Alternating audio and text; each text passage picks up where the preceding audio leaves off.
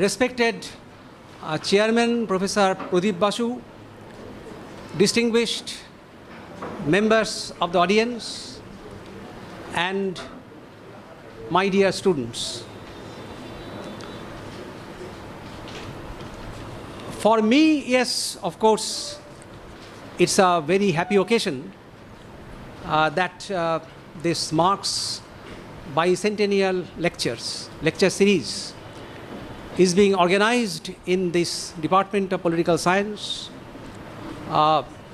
where I studied about 50 years back, and then later I taught here for a short period. So that way, yes, it's a very happy occasion. But at the same time, I must also admit that it's a very, very challenging job. Challenging job for two reasons. One is that the issue that I'm going to address, well, there I will try to make certain observations which are highly tentative. If you ask me that why I'm saying so, I think that will be confirmed when I close the lecture. The other reason is that I was not, frankly speaking, prepared for this kind of gathering. That Marx is still a box office hit. I think that is proved even after 200 years. But frankly speaking, I was not prepared for this kind of gathering. Now,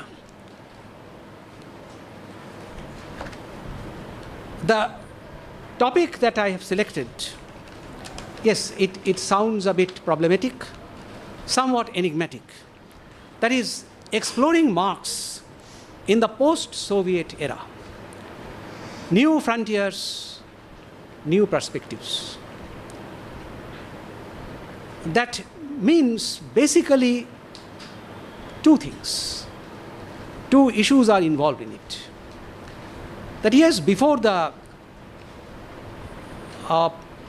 breakup of Soviet Union in 1991, obviously there were studies made on Marx. Marx was very much popular.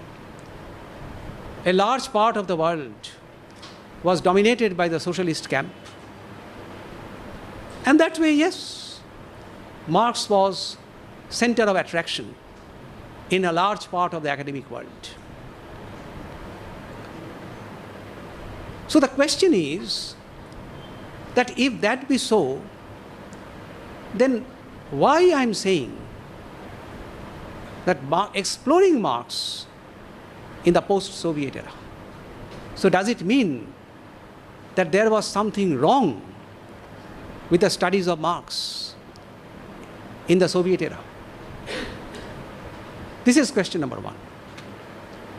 The second question is, and that I believe is a much more academic question, that is, can it be said that during the Soviet period, by Soviet period I mean say 1917 to 1991, this long period. So during this period, whatever facts we knew about Marx, and I emphasize the word facts. So whatever facts we knew about Marx, well, is it that in the post-Soviet era, we for the first time came across certain facts which were not known earlier? Is it that certain facts were there, but they were suppressed? We were deprived of the opportunity of knowing certain new facts about Marx, facts which we should have known, but somehow we did not have access to those facts. So keeping these two questions in mind, I have picked up this expression that exploring Marx in the post-Soviet era. If you kindly look at the abstract which has been circulated, you will find that I have split it up broadly into three sections. The first section is, of course, very, very brief, where I have very briefly tried to summarize the way Marx was viewed, Marx was studied, Marx was, say, debated upon in the period before the beginning of the Soviet era. This is one, and I have called it phase one, and that phase one broadly is late 19th century to 1917. That was an era which looked at Marx in a particular way. And during that period also, very interestingly, Marx was not above controversy. Marx was debated upon. Marx gave birth to a large number of fierce disputes. Then we come across the Soviet era. And so far as the Soviet era is concerned, well, there again we come across two phases. One is 1917 to 1945. The other is 1945 to 1991. So I will very, very briefly, because many of these things are known to you, so I will not waste my time in indulging in discussion about all these things, but very briefly. So what was the nature of the debate? What were the issues around which these debates took place? Now, in the first phase, that is late 19th century to 1917. Late 19th century, that means, say, from the time of the death of Engels, that is 1895, to, say, 1917.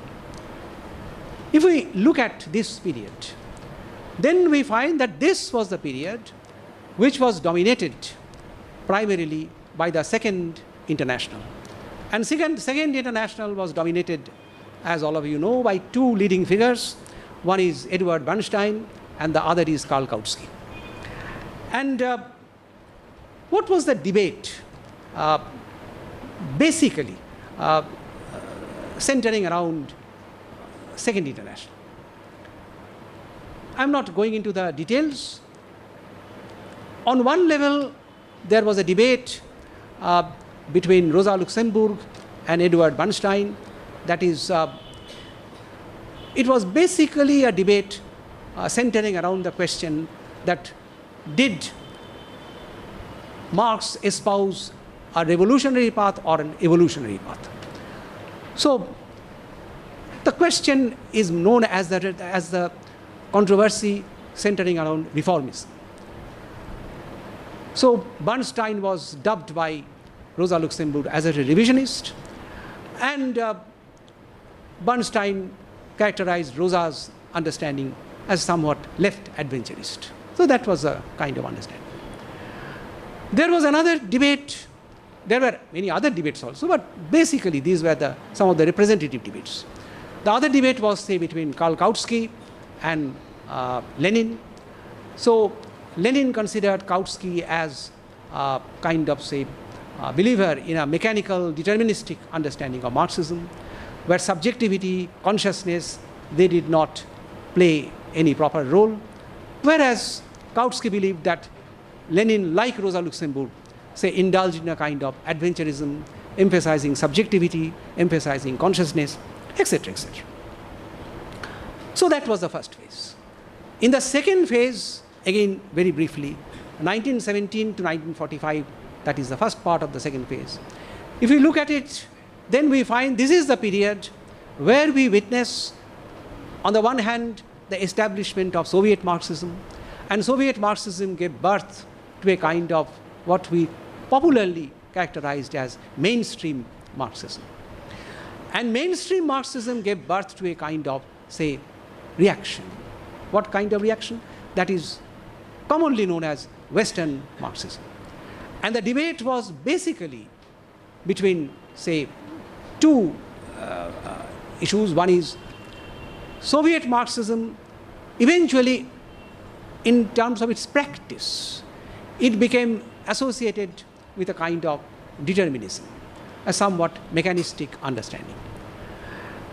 Whereas Western Marxism emphasized the importance of subjectivity, consciousness. It tried to link Marxism with the Hegelian tradition, etc. etc. I'm not again going into these details. And so it was a debate between objectivity versus subjectivity. Then we come to the second phase of the, second phase of the second phase of the Soviet era. That is 1945 to 1991. Now, in 1945-1991 phase, again we come across, virtually I would say, a revival of the debate between Soviet Marxism and Western Marxism, but in a somewhat different way. This was the time when we, for the first time, in the academic world, thanks to the English translations of many of the writings of Marx, we came across, we had access to economic and philosophical manuscripts of 1844, German ideology, etc. Some of the texts which were earlier unknown. And that gave birth to a very important debate, that is young Marx versus mature Marx. So on the side of young Marx, those who believed that young Marx is the real Marx, well, on that side, there was Adam Schaff, then Roger Garudi, etc. Adam Schaff was a Polish Marxist, Garudi was a French Marxist. They were all associated with the French Communist Party, Polish Communist Party, and their claims were contested by another very leading French Marxist of the time, thanks to the impact of structuralism, that is Louis Althusser. So it was a debate between Garudi and Althusser that gave rise to the controversy, young Marx versus mature Marx. Why I am saying that it was a kind of restatement of the earlier debate between mainstream Marxism and Soviet Marxism? Just for one reason. Just as in the debate between Soviet Marxism and Western Marxism, actually it was a debate between, say, subjectivity and objectivity. So here also, in young Marx versus mature Marx, those who were advocates of young Marx theory, well, their argument was that young Marx had his emphasis on subjectivity and consciousness, and that is the real Marx. Whereas Althusser and Althusser's followers, those who were structuralist Marxists, they believed Marx, the author of Capital, well, he is the scientist Marx. And scientist Marx's emphasis is on objectivity. Objectivity is science. Marxism is not humanism. Marxism is science. In fact, Althusser made an explosive statement that Marxism is theoretical anti-humanism. Anyway, so these were some of the debates which took place during this period.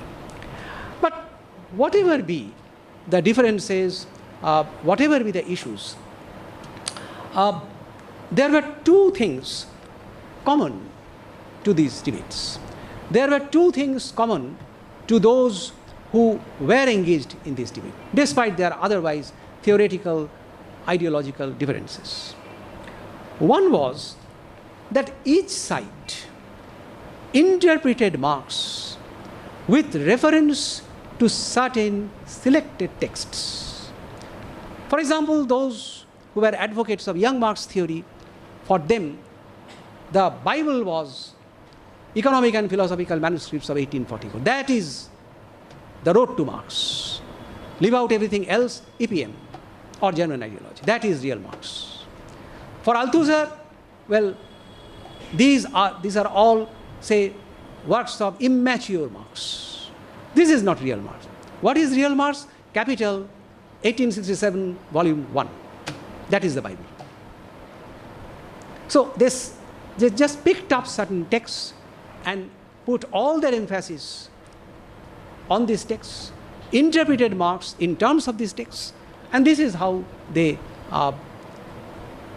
had their own rating of Marx. This is one thing common to all of them. The other was, I think that is much more important and particularly relevant for the discussion in which I am engaged now.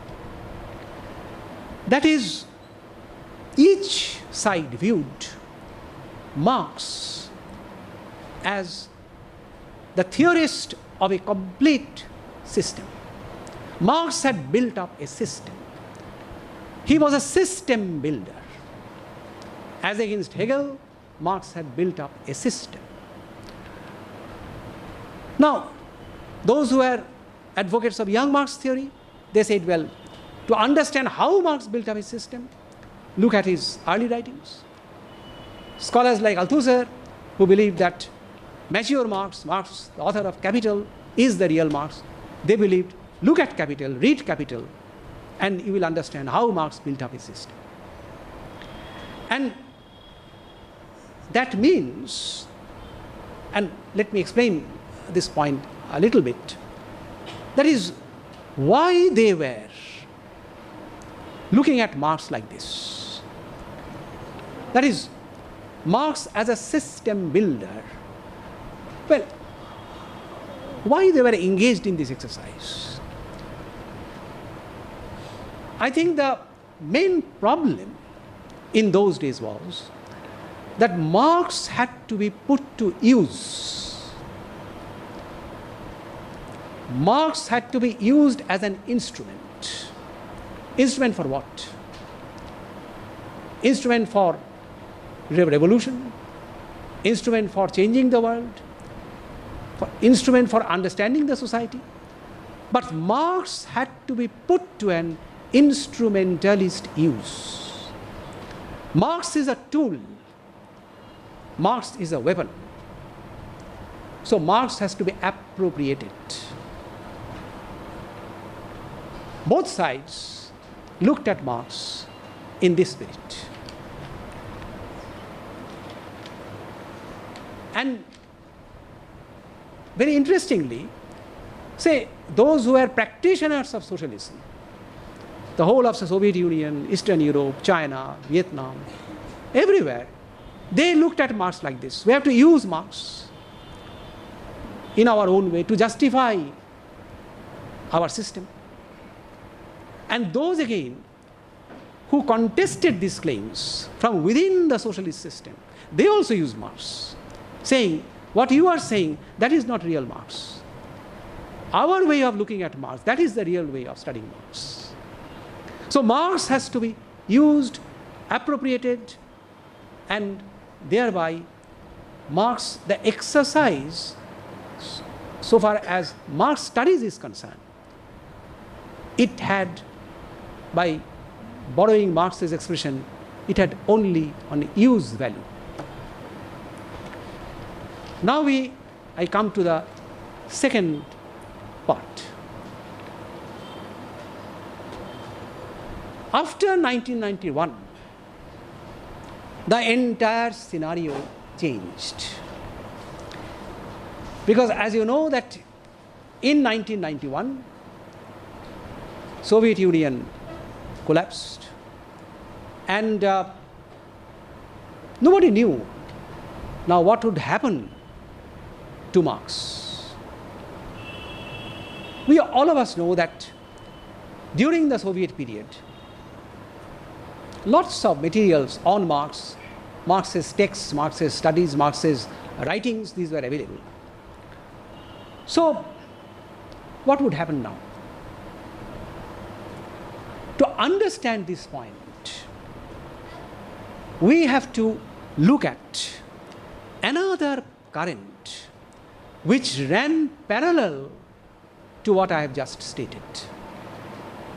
These were all polemics, controversies. But side by side, there was another current, but which remained somewhat ignored, understated. To understand this current, now if you ask me, Why emphasizing this current?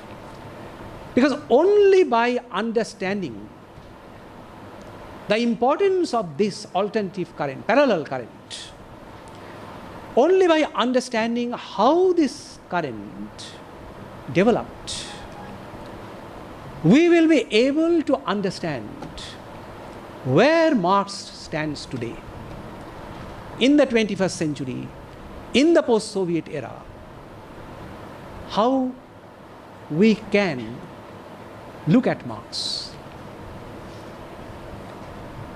To understand this point, we have to go back to the year 1911. What happened in 1911? In our standard textbooks on Marx and Marxism, whether it is by Kolakowski or by David McClellan, all the standard books, you will never, nowhere come across these things. Because as I said, it has never been studied. What happened in 1911?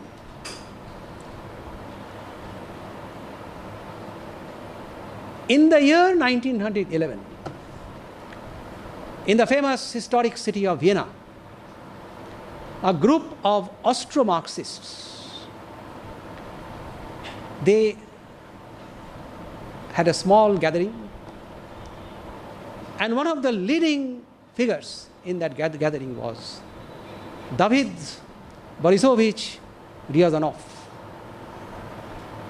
who later became very famous when, in the Soviet era, mainly on the initiative of Lenin, he was appointed director of the Marx-Engels Institute in Moscow.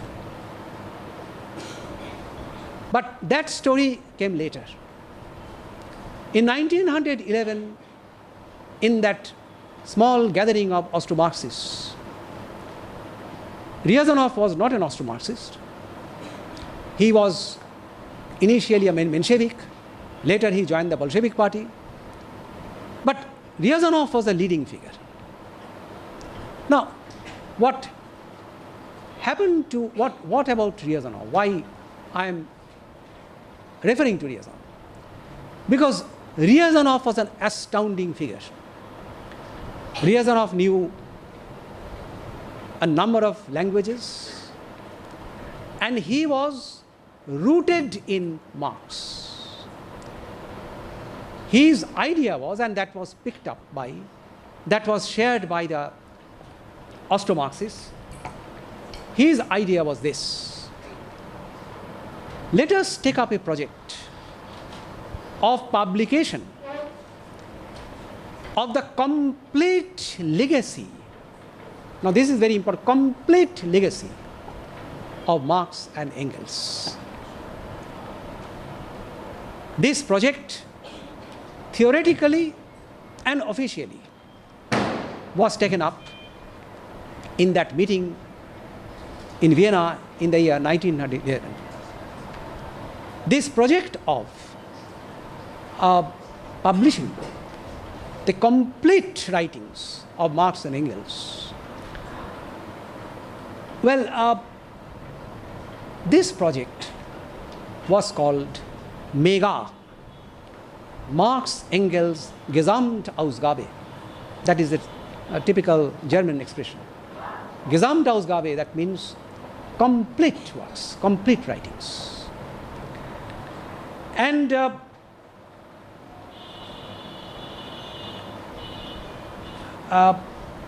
actually, how many writings of Marx would be published? Where from funding would come?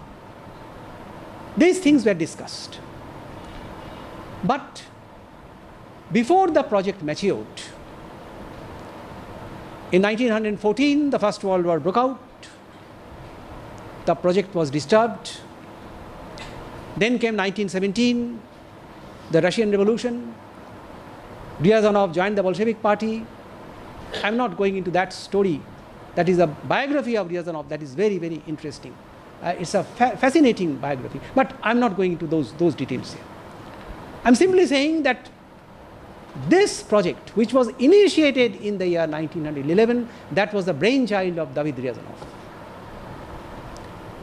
Now, after the revolution, as I have just stated, on the initiative of Lenin, the Marx-Engels Institute was formed, and Ryazanov was made director by Lenin himself.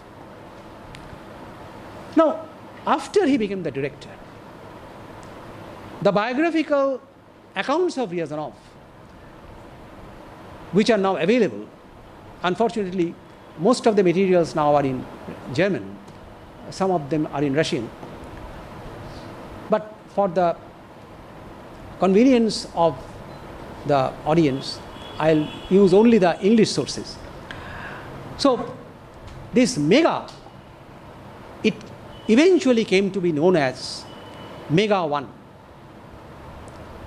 Why Mega 1? Because Mega 1 later was followed by Mega 2.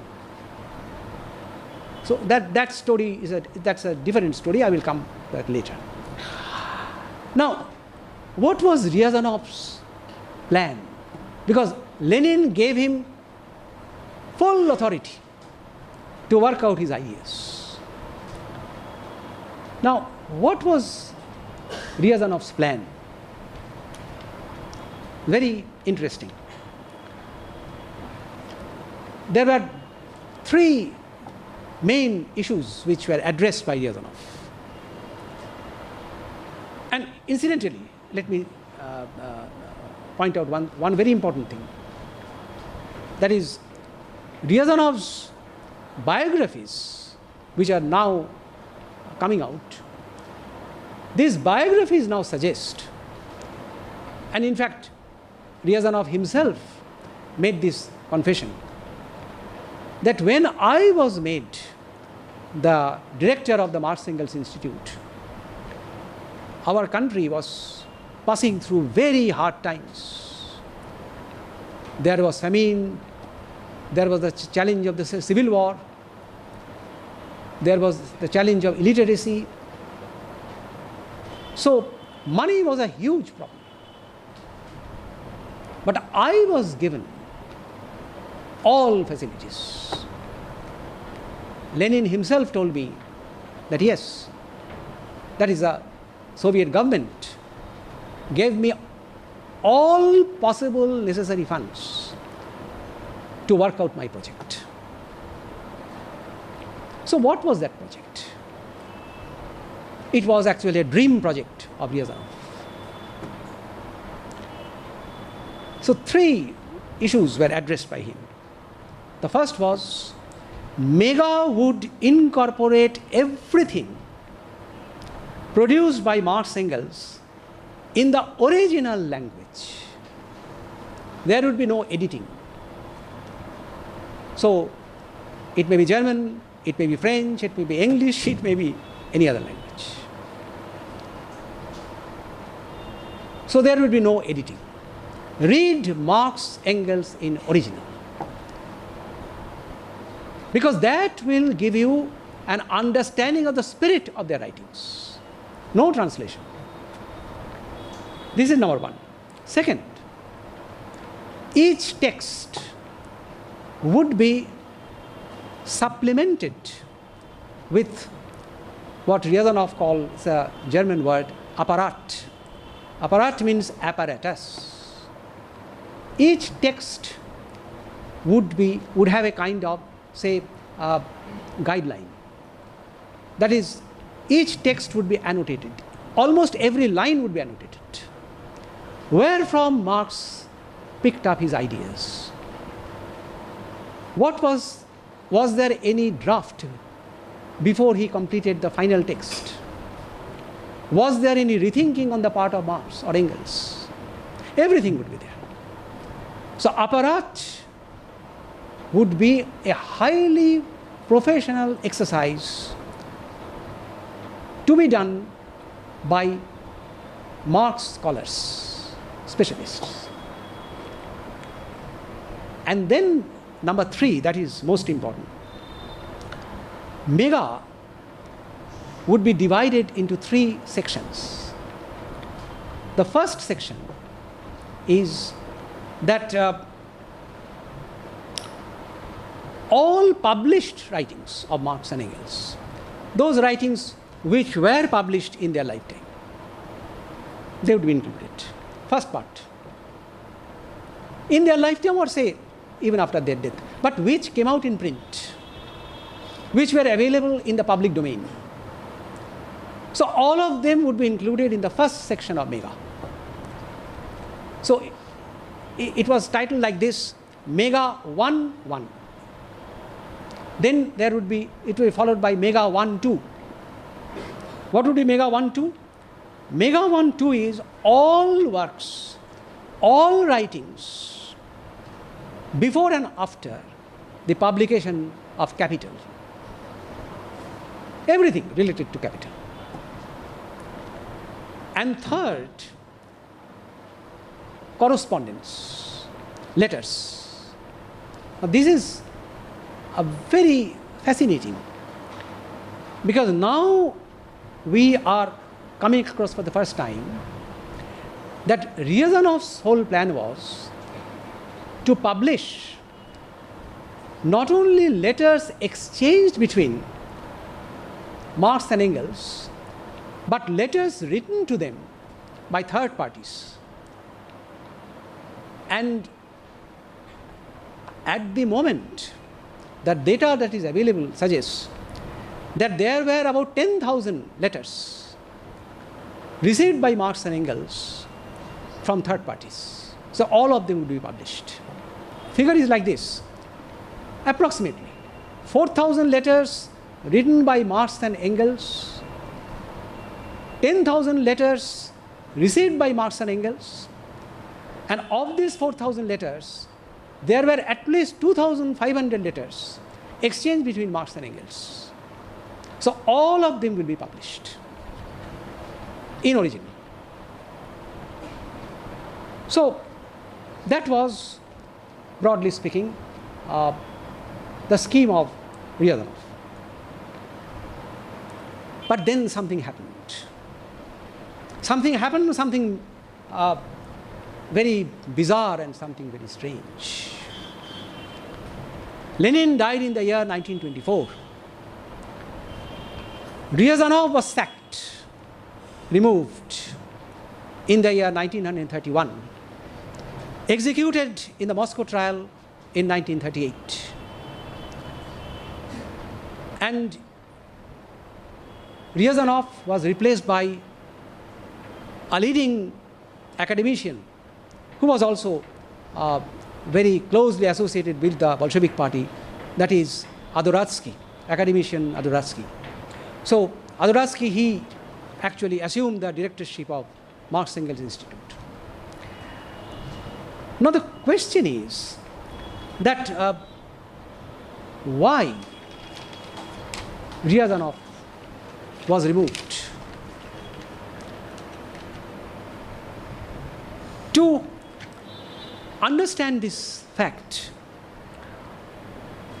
we have to look at the style of functioning of Ryazanov.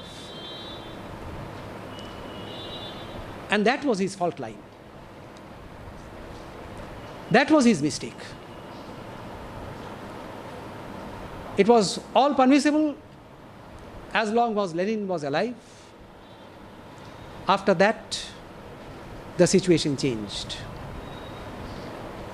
Now, what was Ryazanov's style of functioning so far as the planning of Mega, the working out of the idea of Mega was concerned?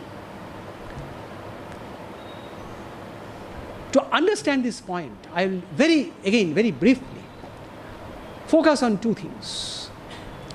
Ryazanov, well, how did he execute the work? How did he realize his plan? He was given, as I said, full authority, full responsibility to work out his project. As I said, he already in the year 1911, he had built up very good links with the Austro-Marxists. Then he built up very good relationship with the Social Democratic Party of Germany, SPD. And this was very, very important for Ryazanov. Because after the death of Engels in 1895, the entire legacy of Marx and Engels, all their books, all their materials, everything was deposited in the archives of the SPD. SPD became the legal heir of the legacy of Marx and Engels. So David Ryazanov established links with SPD leadership, with Bernstein in particular, and eventually he was able to arrive at this agreement that yes, all materials on Marx and Engels which were archived by the SPD, these would be photocopied. That is, they would be allowed to be photocopied, and they will be stored in the Marx Engels Institute under the direct supervision of David Ryazanov. That was understood, and that is how he proceeded. So thousands and thousands of photocopies, they began to arrive in Moscow. The whole project was being supervised by Ryazanov.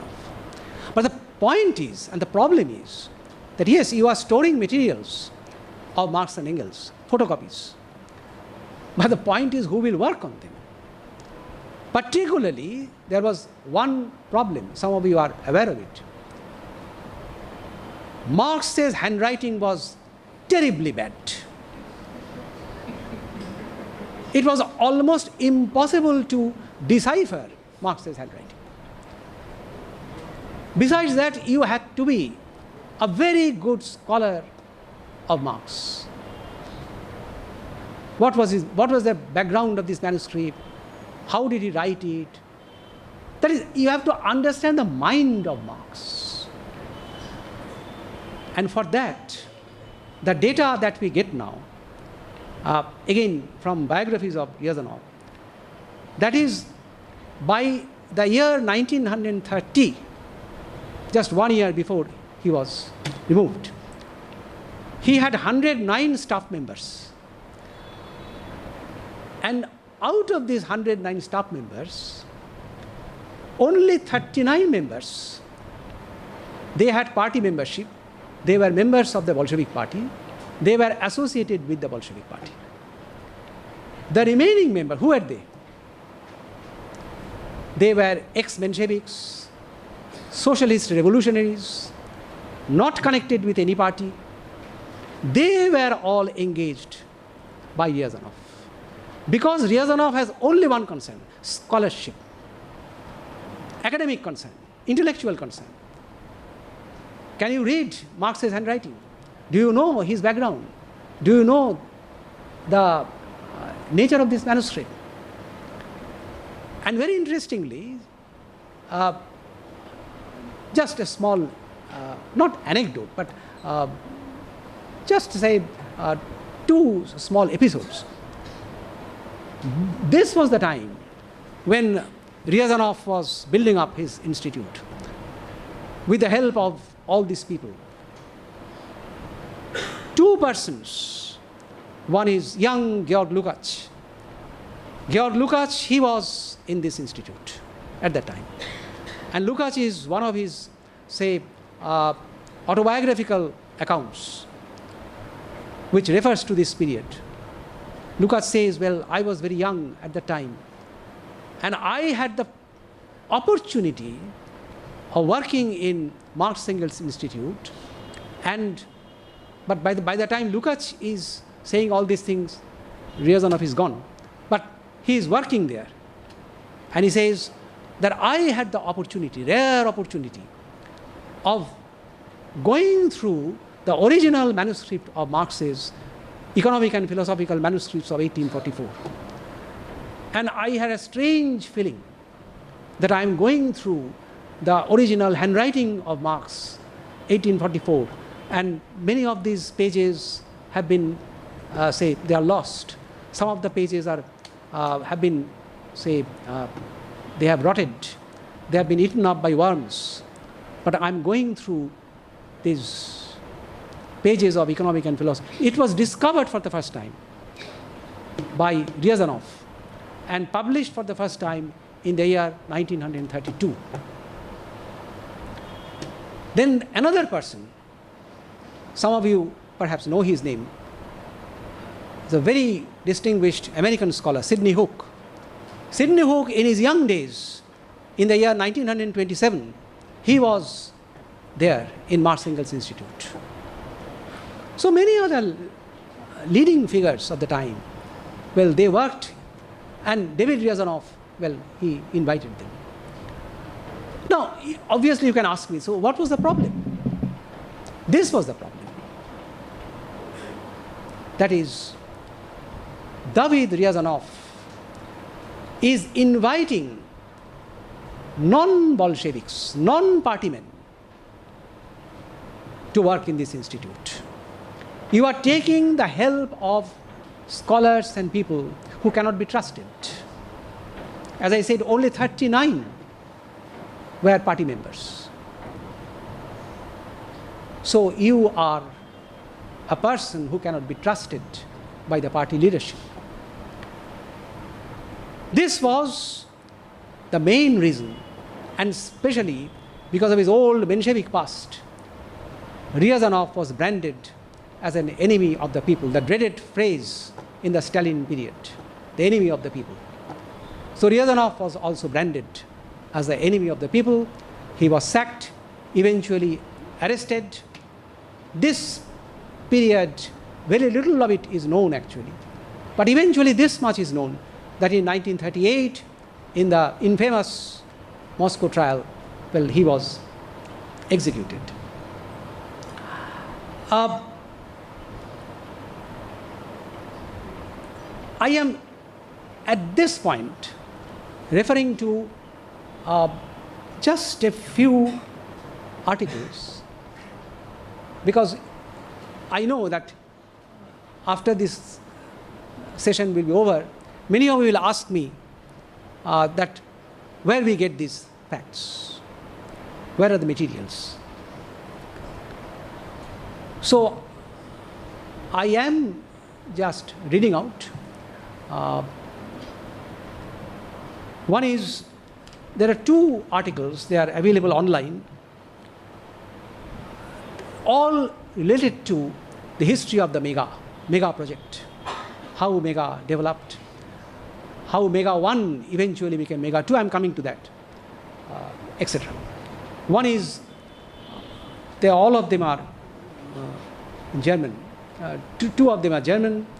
One is Rolf Hecker, History and Meaning of the Mega Project from its inception till 1990. It's an online, available on internet. The other is Jürgen Royan, he is a Dutch scholar, publishing Marx and Engels after 1989, The Fate of the Mega. It's available again on internet. Nature, Society and Thought, Volume 13, Number 4, October 2000. And by the same author, a Mega Update, same journal, Volume 14, Number 3, July 2001. Then a very extremely informative Chinese scholar. Chinese scholars are very much interested, Chinese and Japanese scholars. They are very much interested in the exploration of Marx in the light of Mega. His name is Yulan Zhao. It's a 3-part article. That is historical birth of the first historico-critical edition of Mega. Parts 1 to 3, available on internet. Then a very famous leading scholar who is working on this thing. In fact, he came to the Department of Political Science, Presidency University, just a few years back. His name is the Italian scholar Marcello Musto. So Marcello Musto, his article, The Rediscovery of Karl Marx, a review essay. It was published in a very famous journal published by the International Institute of Social History, Amsterdam, The name of the journal is International Review of Social History, number 52, 2007. So, after this, the question that becomes very important is that, well, this was the fate of Ryazanov, understandable. But then what happened? What happened to Mega? Was it closed down? That is, if somebody asks the question, very normal, natural question, that with the sacking of David Ryazanov, was Mega 1 also sacked? No. Thankfully, no. Mega 1 continued under the directorship of Adoratsky. And during that period, by that period I mean the period, say, up to the beginning of the Second World War. Obviously, during the war, all activities, well, came to a close. But till the beginning, say that is till the end of 1938 or beginning of 1939, yes, some of the volumes, according to Ryazanov's plan of work, so some volumes, as I said, there would be 3 parts, some under part 1, some under part 2, some under part 3. So some about 14, 15 volumes, they were published under Mega 1. But obviously the question is, what happened thereafter? Yes, the Second World War came, Second World War was a major intervention. It disrupted the entire work of Mega. Then the Second World War came to an end, 1945. Then what happened? Stalin died in 1953. Then came the historic 20th Congress of the Soviet Communist Party in 1956. After 1956, Mega project was revived simultaneously now in 2 countries. One is Soviet Union, the other is German Democratic Republic, that is East Germany.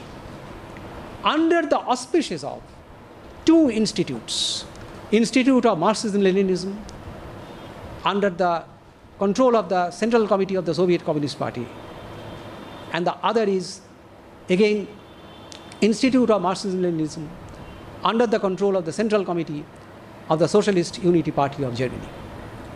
So these 2 institutes now started collaborating in the implementation of 2 simultaneous projects. One project was to come out with the works of Marx and Engels. In German they called it Werke, works. And the other is Gesamtausgabe, the complete works, the Mega. That would be Mega 2. So obviously at this point the question will arise, so what was the difference between Werke and Mega 2? The difference was that, first of all, Werke, or the works, this would be translation. In Russian also they came out simultaneously with a Russian edition of the works of Marx and Engels, but that would be in Russian translation. In German, most of the writings obviously were in German, but there were many writings of Marx and Engels, particularly many letters written in English or French, so they were translated into German. That is, these would be edited versions, edited writings, number 1. Number 2, in the Werke version of Marx and Engels' writings, not everything would be included. Many writings, many drafts, many notes would be excluded. Mainly works of Marx and Engels, which were available in complete or semi-complete form, they would be published under Werke. And the most interesting difference is this. The idea was Werke would be completed more or less in about 50 volumes, whereas Marx and Engels, that is Mega, this complete works of Marx and Engels, that would exceed perhaps 150 volumes. So that would be the difference. So that shows the magnitude of the work, that is mega. Why mega is so important. And so far as, and incidentally, I think that point I should right now point out. As far as I remember, I think it was sometime in the beginning of the 80s, maybe late 70s, when we in the English-speaking world began to come across the publication of the collected works of Marx and Engels. The collected works of Marx and Engels, you have seen these volumes, these thick white volumes. Now, these collected works of Marx and Engels were also more or less completed in about 50, maybe 50 plus volumes. This collected was the English version of Marx and Engels' collected works. That was virtually the English replication of Werke. Not mega, but Werke. So CW or collected works or Werke more or less have the same status. Now, very interestingly, here one point should be kept in mind. David Ryazanov was executed in 1938. Nobody talked about him any longer because he was a forbidden name. But if you look carefully in your libraries at the collected works of Marx and Engels, 50 volumes, that is the English version of the Werke edition, then you will find that structure of Ryazanov was followed to the letter. First, the published writings of Marx and Engels in the first volumes. In the second part, capital and related writings. In the third part of collected works, say, I think, say volume, maybe volume 30 or 35, from there, it is only letters. That was Ryazanov's original structure. And the same structure prescribed by David Ryazanov, that was followed when Mega 2 project was now being worked out by the GDR and USSR. The same thing, that three-part thing, that threefold formula of David Ryazanov, and most importantly, apparat. Every text would be followed by an apparat. If you are interested, some of these Mega 2 volumes are available on internet. Some of them, not all of them. And if you click Google and search for these materials, then you will find, if you are interested, so how this Mega 2 and Mega 2's structure, Mega 2's orientation, Mega 2's style is quite different from Werke or collected works. Now, there is another thing which is very, very important. That is, if you carefully look at the English version of Werke, that is the collected works of Marx and Engels, then you will find each text is followed by extensive notes. Extensive notes at the end. Most of these notes, it is not mentioned, but most of these notes actually have been taken from the apparat, mega apparat. So these notes, so collected works incorporates, without mentioning, without naming, many of the materials which are there in mega. Now I come to a very crucial question. That is, yes, as long as Soviet Union was there, GDR was there, yes, Mega 2 continued. A number of volumes came out. Werke was completed. But then what happened? In 1989, the Berlin Wall collapsed.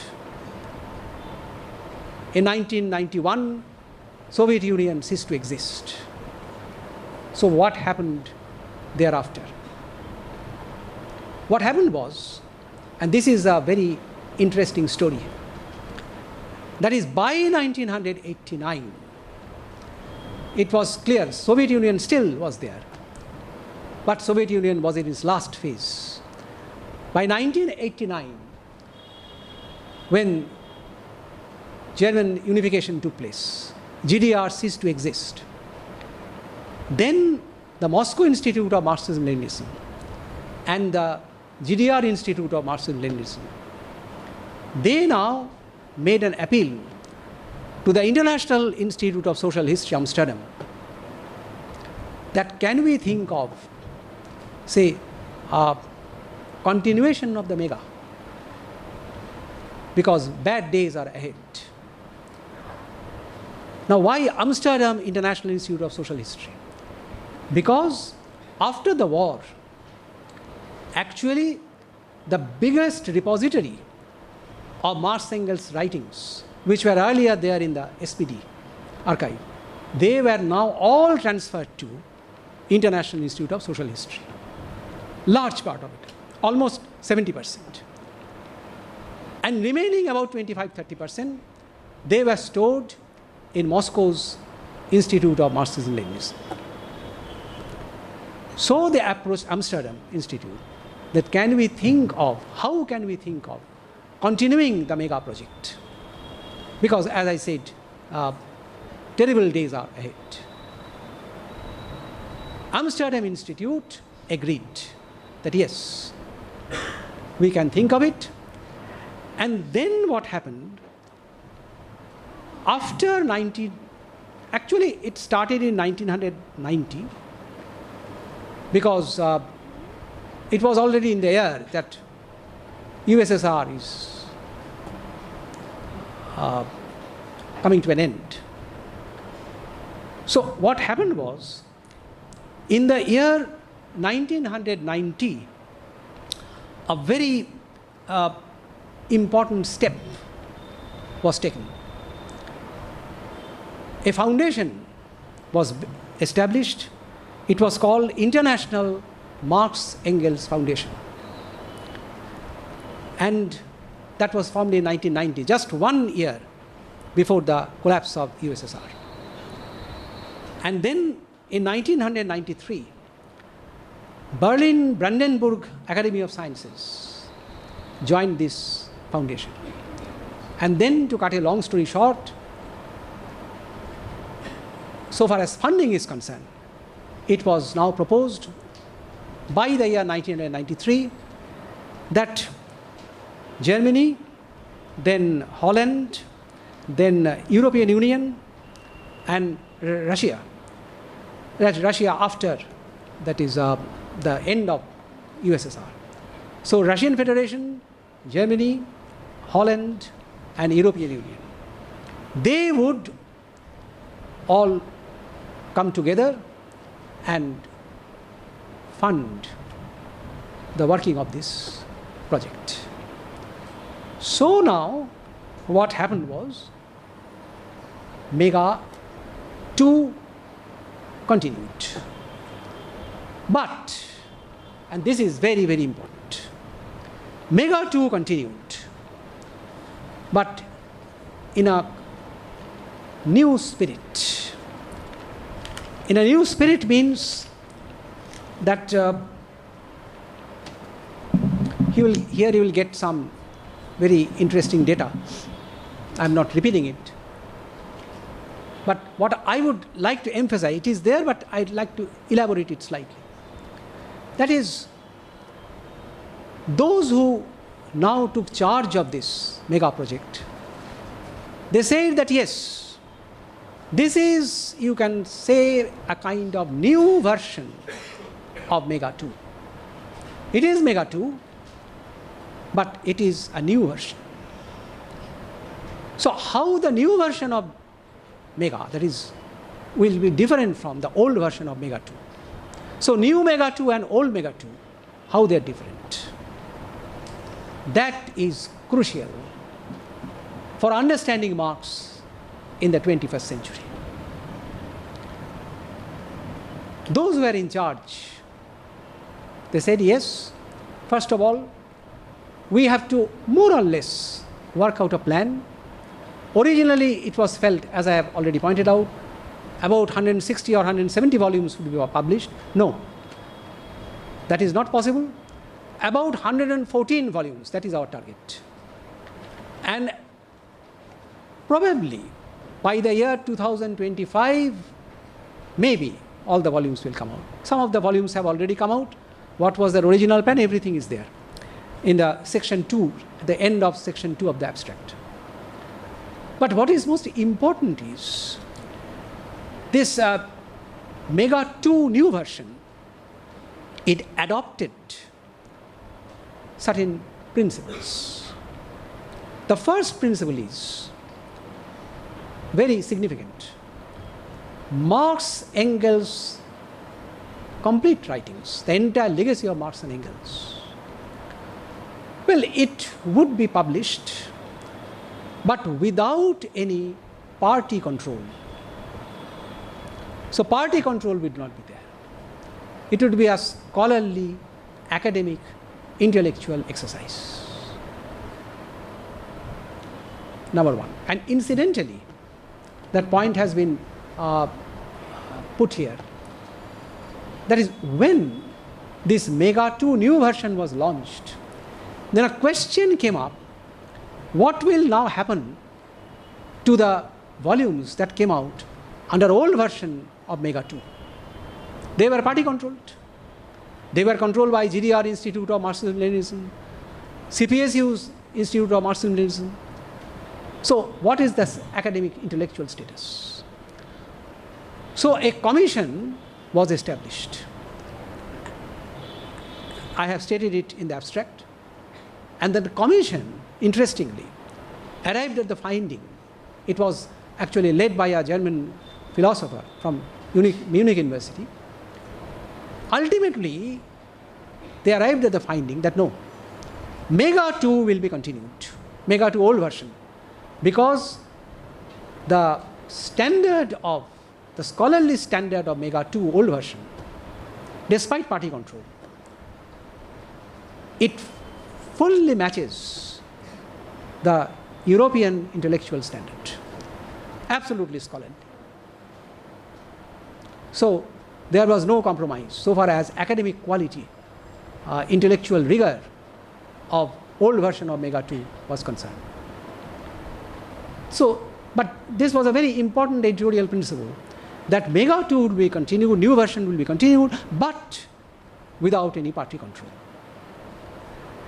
Another very important step that was taken, and that I think was a gigantic step, that actually has transformed our understanding of Marx.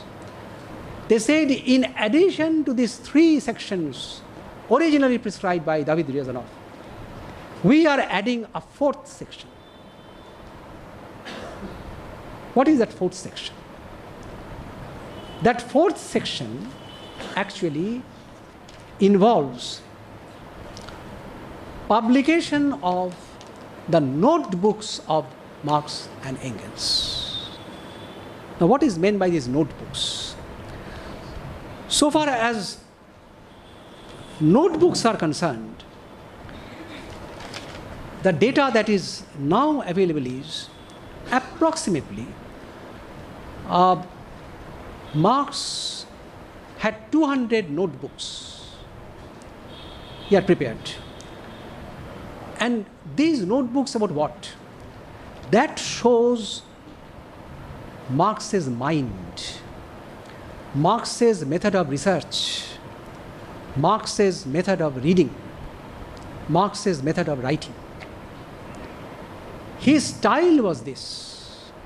He used to take down notes, extensive notes, extracts from books, sometimes with marginal notes, marginal comments, sometimes without comments. Ryazanov was aware of these things, but Ryazanov did not have the time to include them in his proposed outline. But Ryazanov knew about it. And Ryazanov, in fact, has pointed out at in one of his writings, one of his pieces, that if we carefully look at Marx's notebooks, then what we find is very interesting.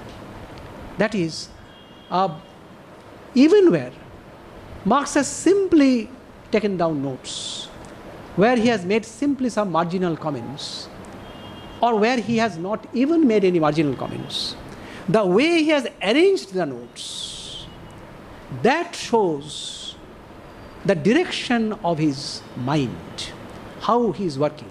Because, in fact, if you read Capital, Volume 1, if you read, say, many of his writings in the New York Daily Tribune, his journalistic writings, many of these writings were preceded by notes.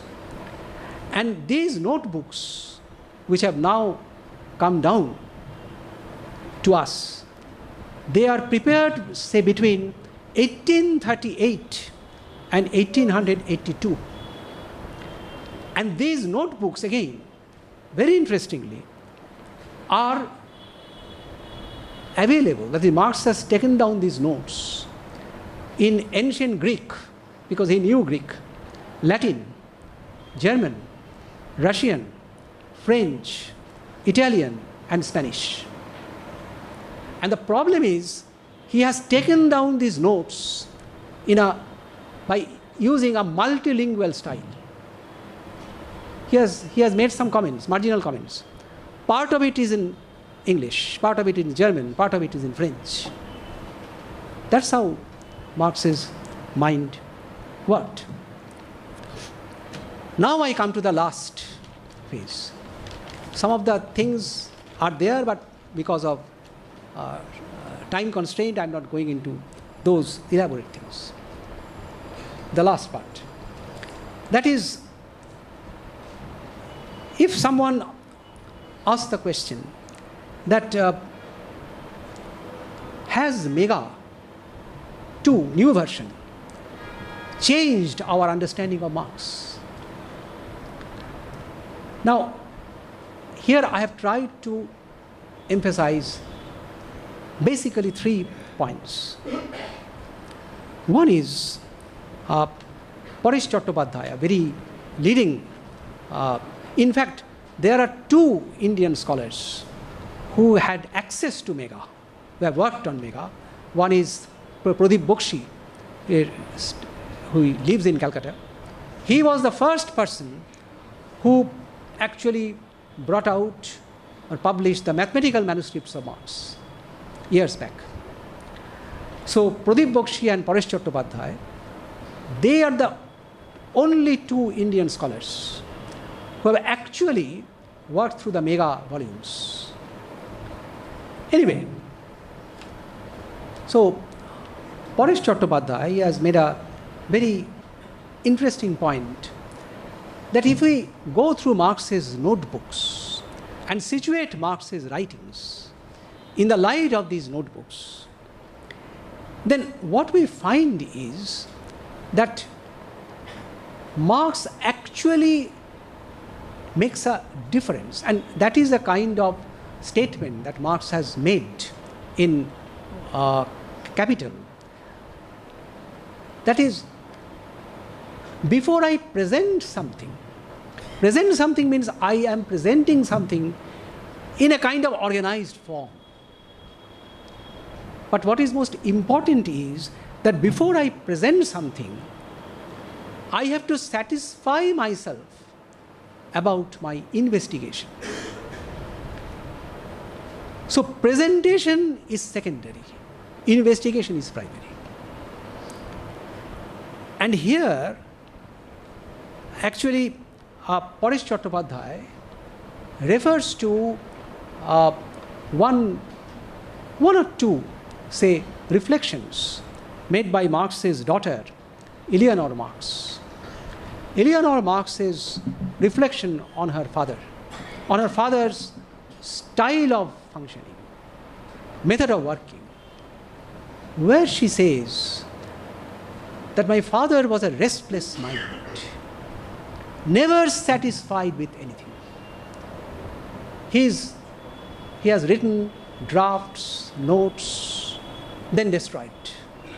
Why? Because he feels it is not up to the mark. It is insufficient.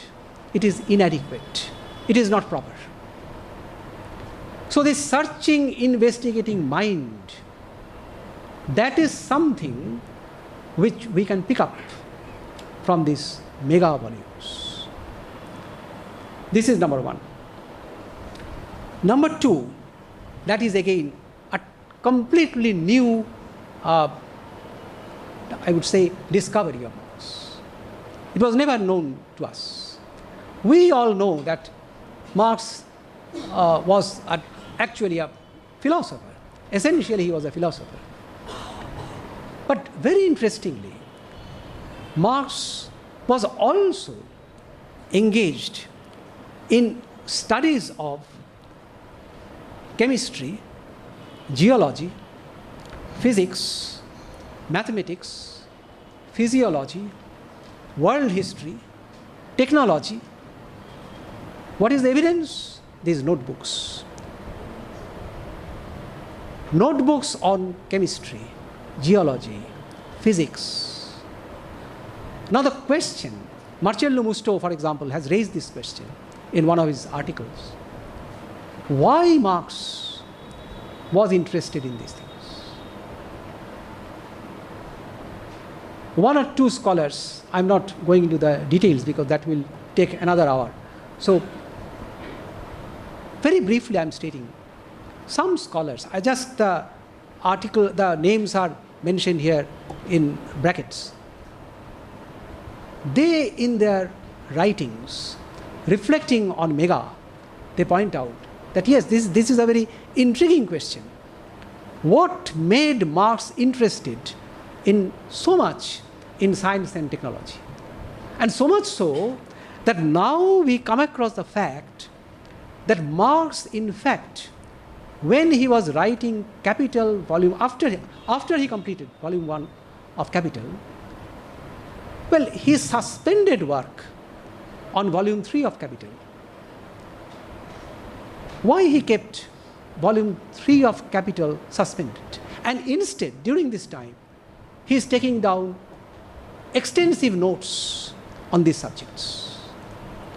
So, one scholar, he has, in fact, this is a very interesting, Martin Hund. So, he has tried to relate two things. And perhaps it's a kind of point that should be considered. He points out that no, it's not that Marx suspended his work, he became suddenly disinterested in Capital and switched over. No, there was an integral connection between the two. Because Marx was interested in understanding, exploring the impact of modern technology, impact of modern science on social life, on the development of capitalism, and eventually what kind of ecological implications it can have for society. That was Marx's concern.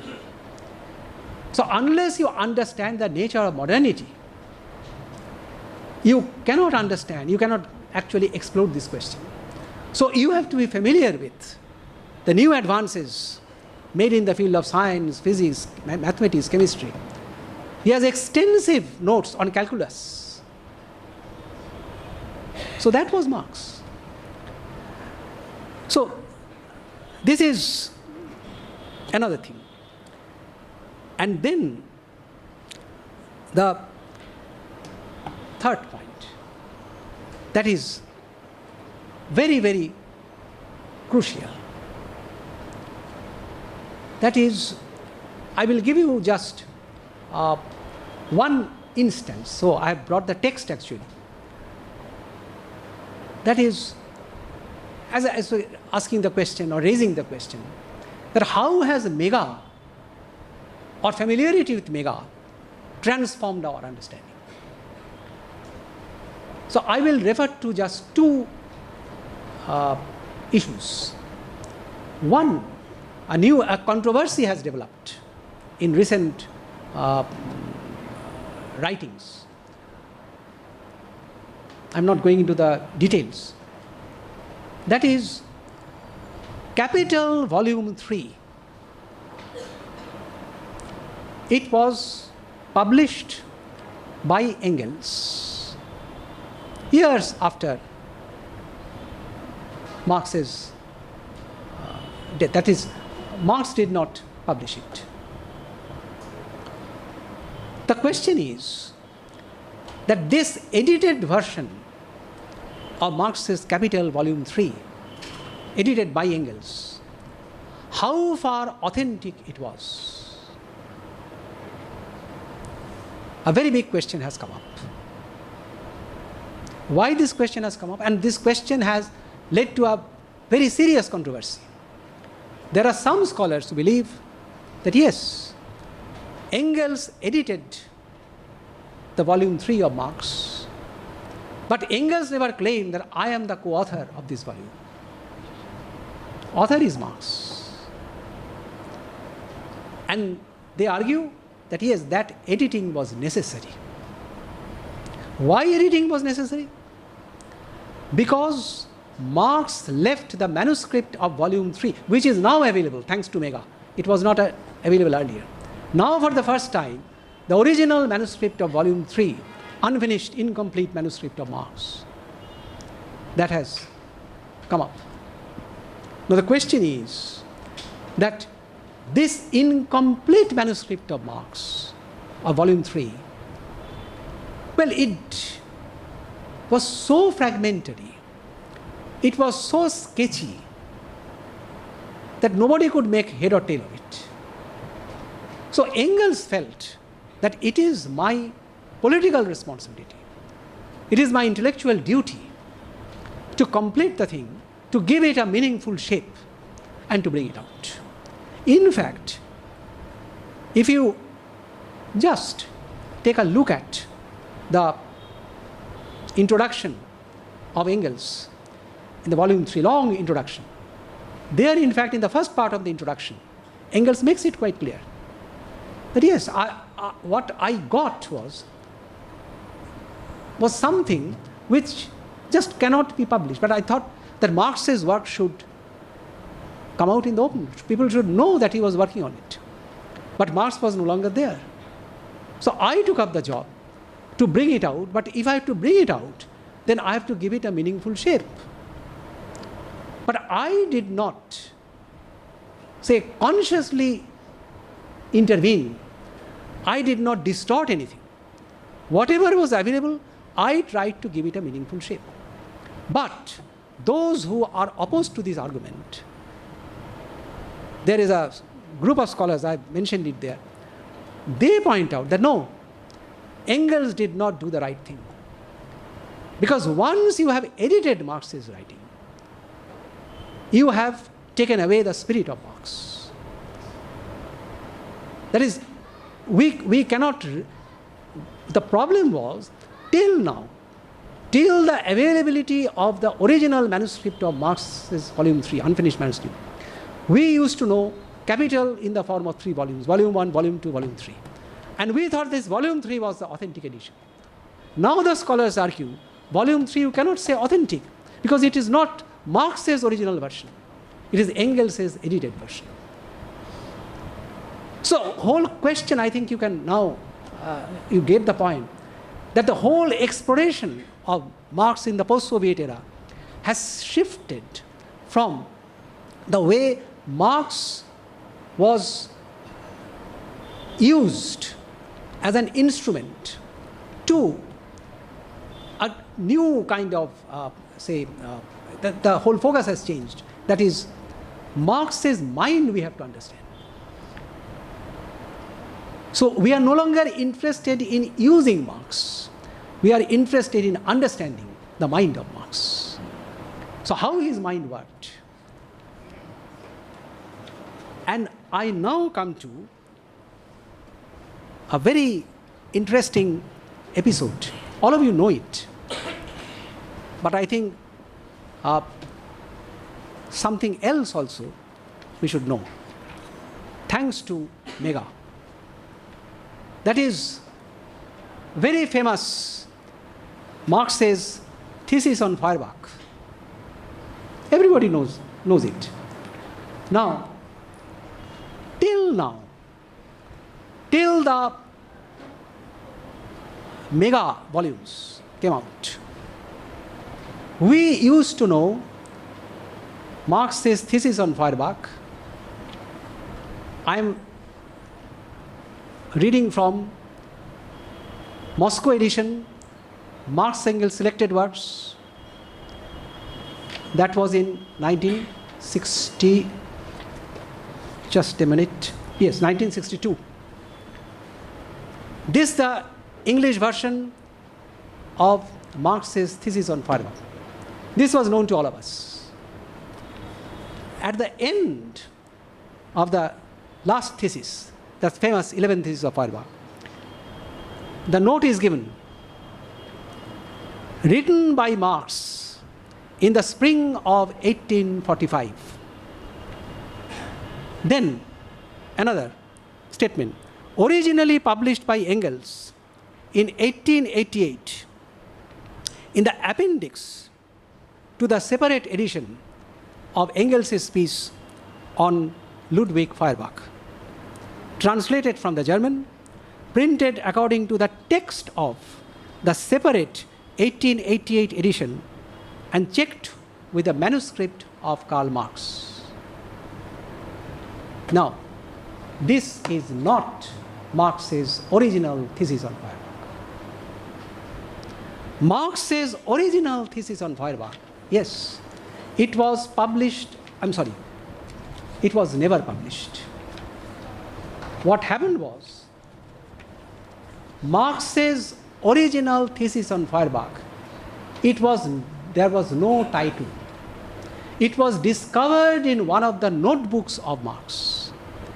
And it was just written what Marx meant by that, because Marx was an absolutely unpredictable thinker. It was written in small piece, underlined, AD, Feuerbach, nothing else. Then the 11 theses are there. Then what happened? Engels in the year 1888, yes, he brought out and published it. This is the English version that we know, or the circulated version. That is not the original 1845 version of Marx. This is Engels' edited version. Now, if you can obviously raise a very important question. Did Engels' editing in 1888 change the 1845 version of Marx? Yes. How did it change? I'm just reading out one or two. There are many changes. Just one or two. In the original version, that very famous 11th thesis of Feuerbach, all of you know it. What was the original version?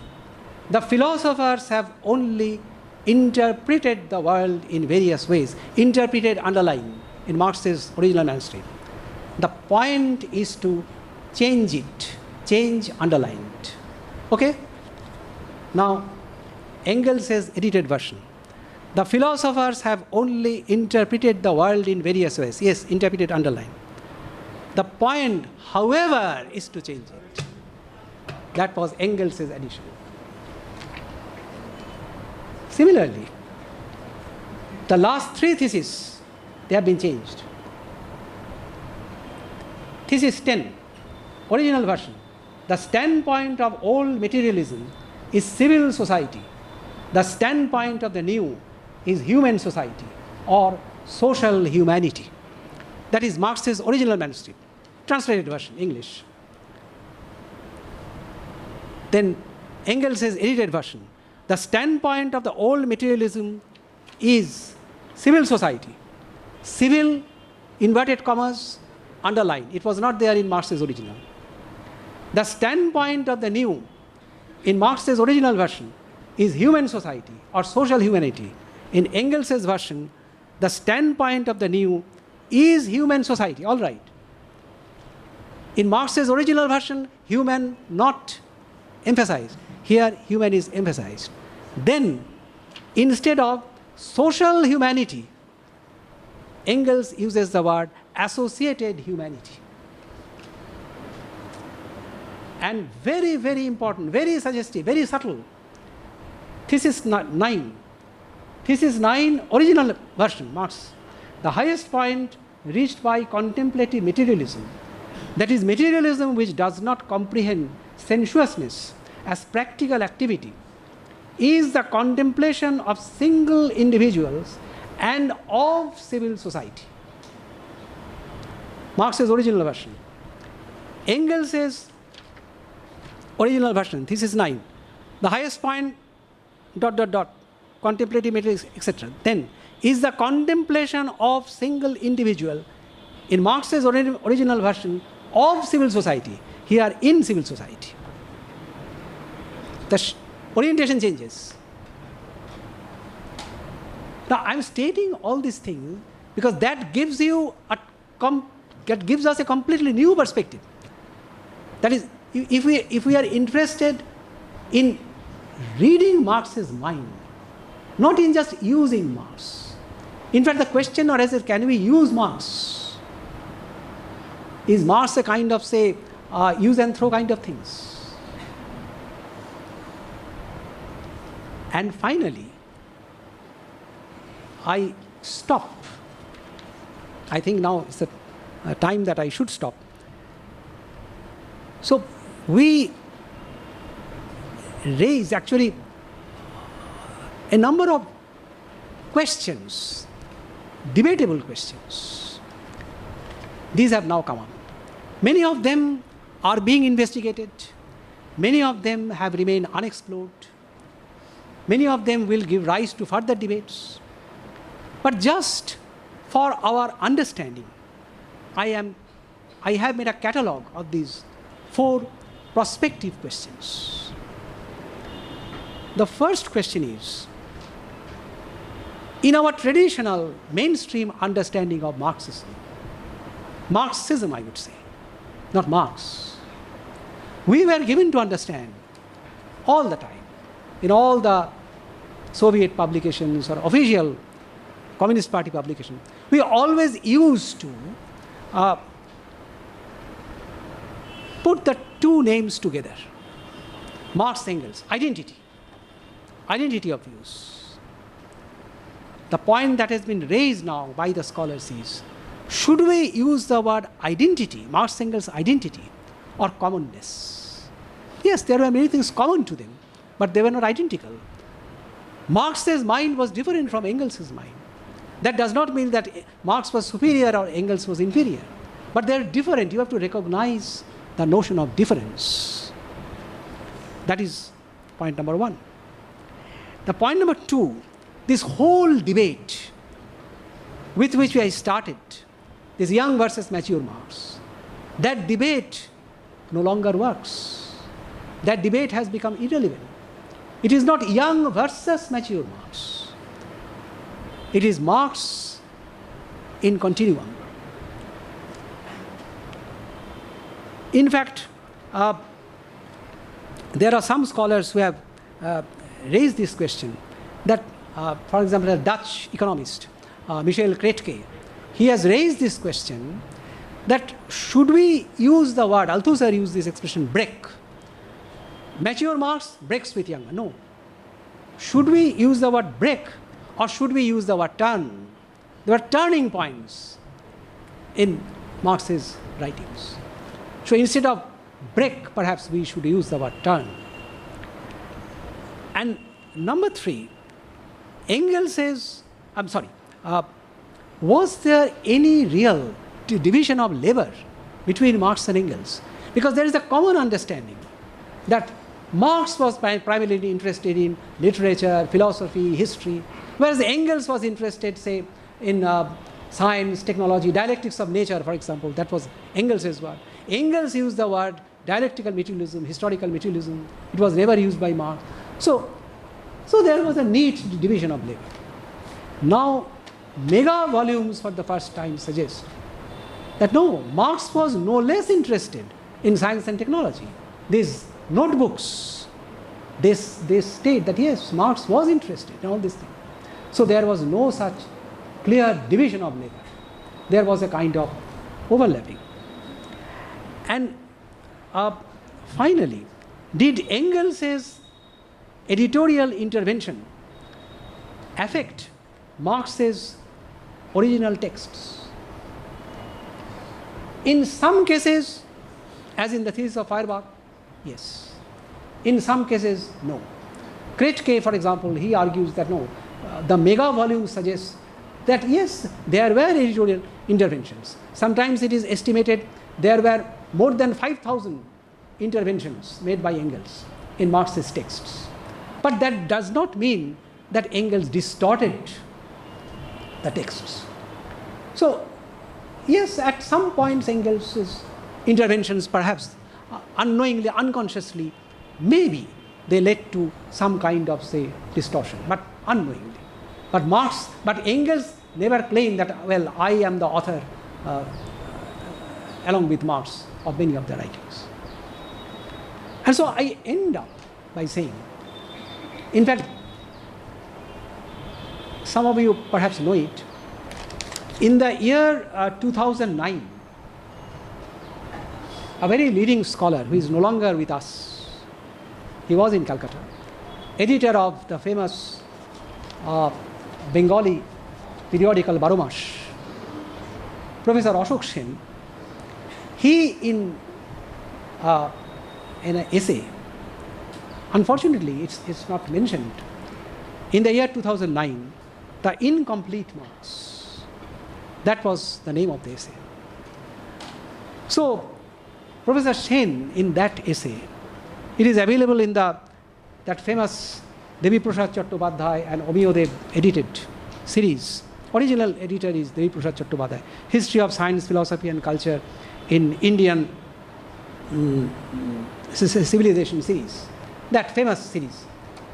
So in that series, volume 15, part 3 of that series, Professor Sen's essay, The Incomplete Marx, there actually he tried to give this hint.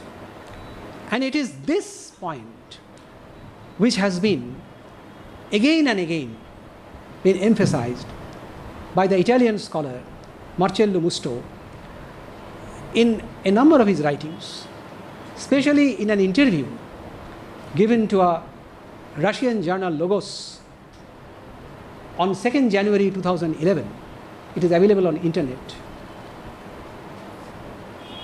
What is their argument? Basically two very important things. That is, Marx was a mind which was ever vibrant, ever restless, and never complete. He never aimed at completion of anything. He never aimed at building up a system. His mind was an investigating mind. Inquiry. That famous motto of Marx, doubt everything. Yes. That was his motto.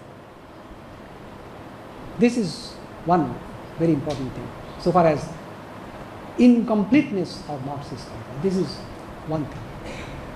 The other is that Marx was primarily interested in developing, in understanding historical categories And historical categories are always relative. So, historical categories, Marx never tried to reduce to natural categories. That is, Marx was always conscious of the fact that understanding of history and understanding of nature, understanding of physical world, understanding of human world, they are different. So historical categories don't reduce them to natural categories which are fixed, which are frozen in space and time. Unfortunately, the way Marx has been used in the past, our problem was we actually transformed Marx into a naturalist. Marx, the historian, was transformed into Marx, a naturalist.